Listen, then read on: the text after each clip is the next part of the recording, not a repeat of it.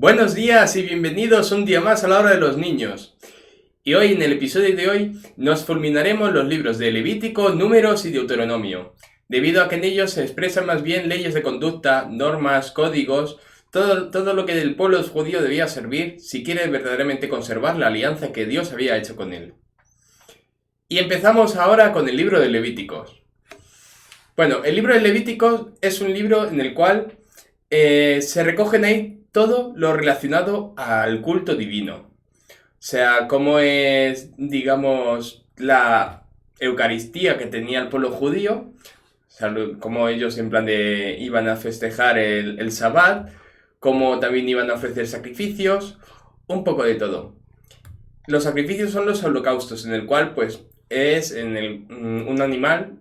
Normalmente solía ser pues un becerro, un toro, un cordero, pues se degollaba en el altar que había en el templo y se ofrecía pues la sangre y sus vísceras a Dios.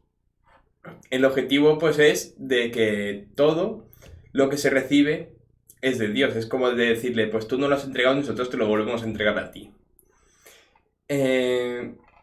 Y para esto, pues empiezan a surgir las figuras de los sacerdotes, que son los que tenemos, pues, tal que aquí. Una cosa más o menos así debían de ser. En la cual, pues, sus funciones, pues, era sobre todo, pues, el servicio. Eran los encargados de hacer el servicio del pueblo en el santuario. O sea, en el lugar donde estaba Dios, donde estaba con ellos. Recordamos que en este momento era una tienda, la tienda del encuentro. Luego, posteriormente, será el templo, el famoso templo de Salomón, que es el que está situado en Jerusalén y que hoy en día solamente quedan las ruinas. Bueno, es verdad que no van a hacer, digamos, otras actividades como por ejemplo la cosecha, cuidar el ganado. No, ellos únicamente se van a quedar en el santuario. Y son los únicos que tienen derecho a alimentarse de las ofrendas que se ofrecen a Dios, o sea, de los restos que quedan. Son los únicos que tienen ese derecho.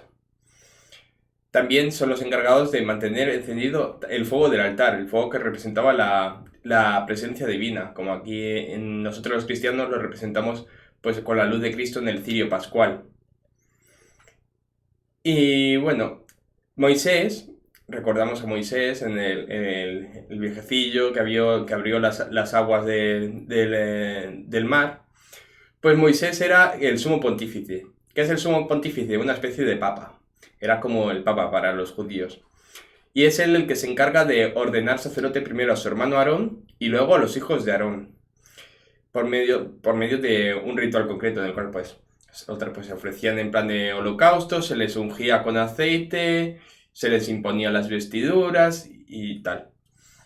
El caso es que Moisés y Aarón son los únicos que pueden entrar en la tienda del encuentro. Y cuando salen son los que se encargan de bendecir al pueblo. Y en este sentido, los hijos de Aarón son sacerdotes, pero se encargan, digamos, no pueden encargarse del fuego del templo. No pueden encargarse de mantener vivo el fuego, de ofrecer incienso al fuego. ¿Y por qué no? Porque no son, digamos, los elegidos, no son los consagrados para esa función. Pero ellos, que se llamaban Nadab y Abiú, pues no respetan las indicaciones que Dios había dado acerca del sacerdocio. Ellos se creen que son dueños del sacerdocio y van a ofrecer pues un incienso, un fuego, pero que es profano, porque no es el fuego que había pedido el Señor. Y lo que terminan provocando es que ese fuego se los acabe fulminando a ellos. O sea, ellos mueren debido a que ofrecen un sacrificio que el Señor no había pedido. Por eso, en plan, este libro pues intenta explicar el por qué se debe de seguir este ritual, por qué deben de hacer caso, sino lo que les va a pasar. Les va a pasar lo mismo que a Nadab y a Abiú, que desobedecieron, se creyeron que ellos podían hacer lo que querían con el sacerdocio, en vez de escuchar a Dios y seguir sus pasos, y al final acaban devorados por un fuego, el mismo fuego que ellos habían profanado. También aparecen pues aquí pues las leyes de pureza, o sea, digamos, cómo ellos debían de guardar la pecaminosidad, cómo deben de estar limpios a los ojos de Dios para poder ofrecer los sacrificios. También habla pues de las leyes de cómo deben de ser los animales, en el caso de que llegue alguien para ofrecer pues al primogénito también. También sobre las enfermedades, la lepra, la calvicie, las manchas en la piel. Pues todo esto es lo que va apareciendo pues en este libro. Son todo, ya os digo que son básicamente normas sobre, en este caso, sobre el culto. Una de las cosas peculiares que aparece en este libro es lo del día de la expiación, el llamado Yom Kippur. Que esto es como una especie de mega Pascua. En realidad son para celebrar las temporadas de acción de gracias. O sea, es un día de celebración de una vez al año, donde lo que hacen es que recogen todas las impurezas del pueblo y las purifican pidiéndole perdón a Dios. ¿Y cómo lo hacen esto? Mediante una gran expiación. ¿Qué significa esto? Que realizan pues una gran cantidad de sacrificios donde en ellos ponen las impurezas, ponen los pecados para pedir el perdón. Nosotros los cristianos, gracias a Dios, lo tenemos mucho más fácil, que tenemos la confesión a la cual podemos acceder no una vez al año, sino cualquier. Luego también pues aparece el código de la santidad, también pues más normas relativas al culto, sobre cómo deben ser la santidad de los sacerdotes, las fiestas del año, leyes sociales, etcétera, etcétera. Y aquí acabaría el primer libro que es el de Levítico. En el siguiente libro, en el Números, pues como su nombre indica, no creo que vaya a contar muchas historias. Más bien lo que se trata pues son de pequeños censos que van haciendo a la población, cómo pues se van situando las tribus respecto a la tienda del encuentro. La tienda del encuentro era el centro. O sea, era como la plaza central del pueblo donde alrededor se van construyendo todas las casas. Pues aquí igual. Se ponía la tienda del encuentro y alrededor pues cada tribu iba poniendo su propia tienda. Y pues iban, pues eso es lo que va contando, lo de cómo van creciendo en población, cómo pues como las etapas que van pasando por el desierto, porque como es un pueblo nómada, no se queda siempre fijo en un lugar, sino que van parando de vez en cuando en algún sitio, en un asentamiento. Todos guiados por Moisés. Moisés aquí sigue siendo su guía, como el Señor le había predestinado. El Señor le había elegido como el guía del pueblo, pues aquí lo sigue haciendo. Y el final, el último libro que tenemos es el Deuteronomio. Quizás este es el más conocido, debido a que aquí pues conocemos el maravilloso principio que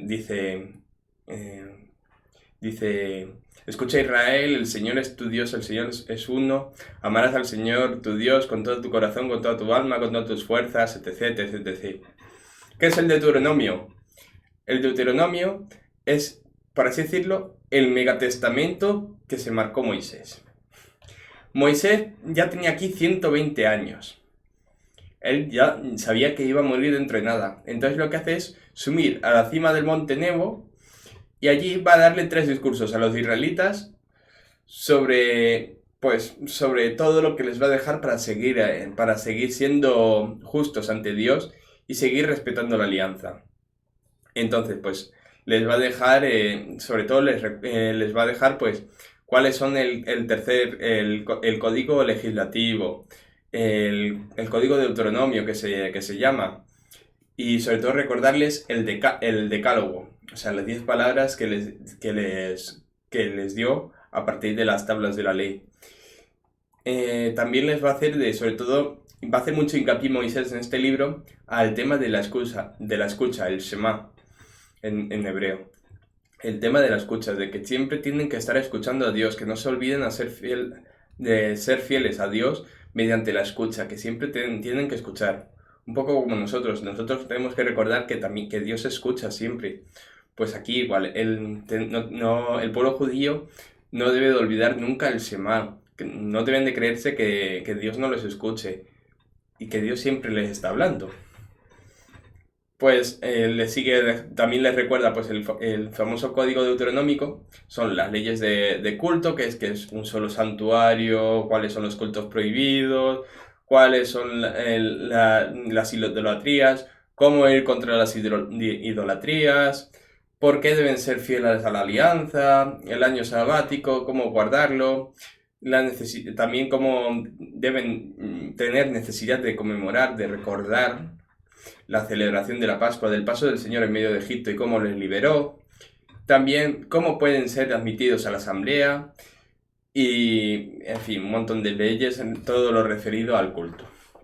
También, pues, están aquí las leyes sociales, que deben de cuidar a los pobres, la generosidad para con los pobres, que los jueces juzguen rectamente, que en las ciudades se dé asilo, o sea, que se acoja a aquel que lo necesita, cómo actuar en tiempo de tierra cuando conquista una ciudad, en caso de que haya algún homicidio, cómo actuar, aquí los judíos es una peculiaridad, no se pueden vengar. Ellos, en caso de un homicidio, ellos no pueden, la familia no se puede vengar, se puede vengar otro, pero no puede ser uno de los miembros de la familia. También pues si hay divorcio, y el diezmo que tienen que dar para los necesitados, etc. Y por último, un código penal.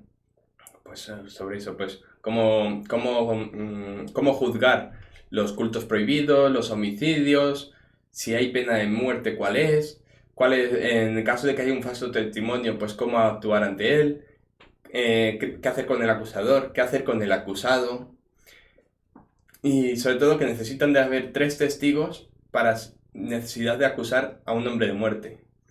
Es por esto que cuando Cristo fue condenado a la cruz, primero se lo llevan a Caifás, luego se lo llevan a Herodes y luego a Pilatos. O sea, aquí lo que vemos lo de por qué hace falta 3 testigos. Y bueno, todo esto te lo va explicando el Deuteronomio. Y ya os digo, son 3 libros que básicamente pues lo que recogen son las leyes las leyes de un pueblo. Como esas leyes que al principio pues fueron entregadas en esas tablas de la ley, como poco a poco pues van floreciendo más y más leyes debido a las necesidades del pueblo, a lo que ellos mismos se encontraban, pues las necesidades de saber qué es lo que deben de hacer ante esta situación. Cuando ellos iban preguntando a Moisés, que era con su consejero, pues ¿qué debemos hacer? ¿Ha pasado esto? ¿A fulanito ha matado a tal? ¿Y qué tenemos que hacer? Pues ellos iban, pues Moisés les iba aconsejando y ellos iban elaborando nuevas leyes. Y todos estos 3 libros son los que las recogen. Y entonces, a partir de estos 3 libros, digamos, ya quitamos la primera parte de todo lo que es el Antiguo Testamento, en cuanto a leyes y tal, y nos iríamos ya a los llamados libros históricos, que son pues los que van contando pues esa historieta de ese pueblo en el cual Moisés ya no está, Moisés ha muerto, y qué es lo que ocurre, quién es el que coge el mando, y qué es lo que empieza a surgir en esa tierra que poco a poco van conquistando en la tierra de Canaán. Pues muy bien, espero que os haya gustado. Un saludo, espero que estéis todos bien. Y nada, pues volveremos pronto. Un saludo, adiós.